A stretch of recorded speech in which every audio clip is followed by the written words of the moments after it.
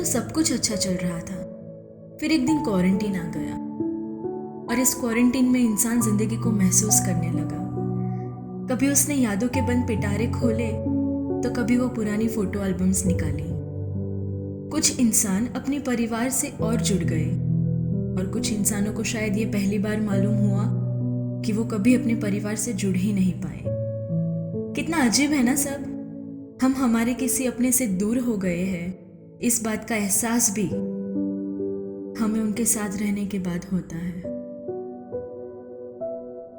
हम अपनी जिंदगी में इतने मशगूल हो चुके हैं कि हमारी जिंदगी से जुड़े हुए कुछ ऐसे रिश्ते जिनको मरम्मत की जरूरत है उन्हें भी हम देखकर अनदेखा कर देते हैं। जिंदगी क्या है, कैसी है, इस सवाल का जवाब भी तभी मिलता है जब कोई हमारे जीने के तौर तरीकों पर पाबंदी लगा दे। क्वारंटीन में काफी दिन गुजर गए। राहुल घर से ही अपनी ऑफिस का काम संभाल रहा था और नेहा जो कि एक आर्टिस्ट है, उसके लिए भला क्वारंटीन बोरिंग कैसे जा सकता था।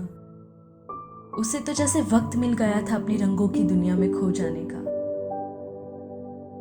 दोनों अपने अपने काम में शरीक थे। एक रोज नेहा बालकनी में बैठकर पेंटिंग कर रही थी और राहुल की अचानक से उस पर नजर पड़ती है। एक पल को वो भूल ही गया कि नेहा उसकी पत्नी है। उसे लग रहा था जैसे आज उसने पहली बार नेहा को देखा हो।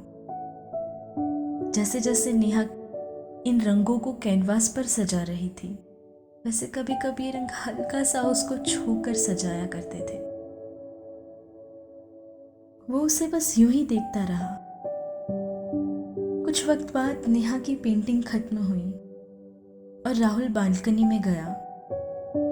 उसने नेहा से कहा, काफी सुंदर पेंटिंग बनाई है तुमने।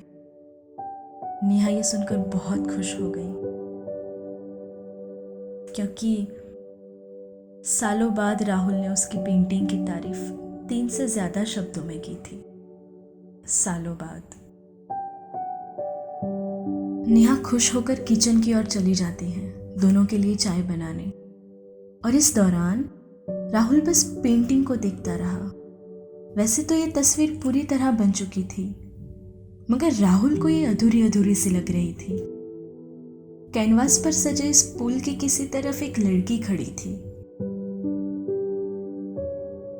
मानो जैसे उसे किसी का इंतजार हो, बिल्कुल नेहा की तरह। शायद नेहा को भी राहुल का इंतजार था और इस इंतजार को उसने अपनी तस्वीर में कैद कर दिया था। शायद राहुल अपनी जिंदगी में अपने ऑफिस के काम में इतना बिजी रहने लगा कि उसने कभी ये महसूस ही नहीं किया कि उसके और नेहा के रिश्ते को भी मरम्मत की जरूरत थी, या फिर शायद वो देखकर भी अनदेखा करता गया। जब नेहा वापस लौटी तब गहरी सोच में डूबे हुए राहुल से रहा नहीं गया और उसने नेहा से कहा, नेहा तुम मुझसे कब इतना दूर हो गई मुझे पता ही नहीं चला। कुछ लम्हों की खामोशी के बाद नेहा ने कहा, मैं कहीं दूर नहीं गई, तुम्हारे पास ही हूं, बस तुम मुझे देखना भूल गए राहुल। मैंने तुम्हारे हर लम्हे को मेरे कैनवास पर सजाया है। काश मैं इस कैनवास को जिंदगी बना सकती और इन रंगों को हमारा वक्त। कभी कभी तो ये रंगों से भरी तस्वीरें भी बेरंग सी लगती है।